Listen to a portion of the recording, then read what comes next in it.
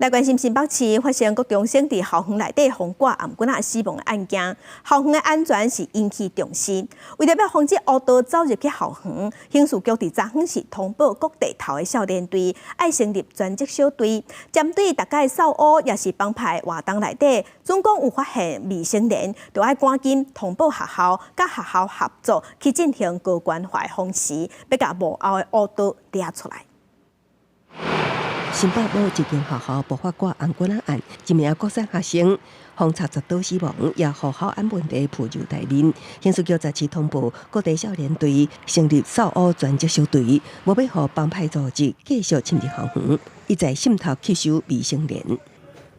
每次警方的扫黑活动以及防治帮派公开活动中发现的 未成年少年，借由少年警察队在定期的高关怀访视的过程之中，然后去了解这个少年他背后吸收、招募他的那一只黑手。 警方启动搜捕，锁定两大对象，包括参与帮派犯罪少年，甲处理帮派公开活动的孤犯少年。佮透过少年扫污专责小队结合学校、社工、少年调查官等展开高关怀方式，抓出幕后帮派恶手，顺线将人缉捕了后，并且验检中当量刑。包括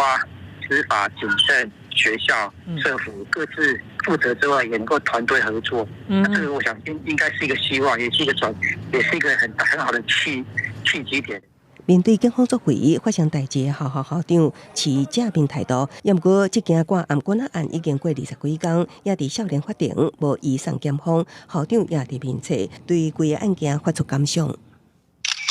伊伫面册提起遭遇重大事件，伊的心内情绪复杂艰苦，看到学生家庭一家天伦万岁，若有真悲痛遗憾，敢毋甘？也是心内一直细的艰苦自责。另外，也有民众声援被害同学，将涉案少年图像做成广告看板，对外刊登。挂起哩才1礼拜，17早起已经停落来。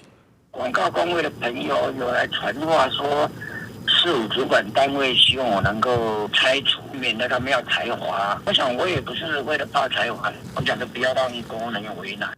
原来刊登广告的周先生无依规定申请许可，接到广告工会通知，新北市府相关单位要求拆除，为着无要互承办人困扰，主动请人拆除，第时间无计划搁刊登。记者综合报道。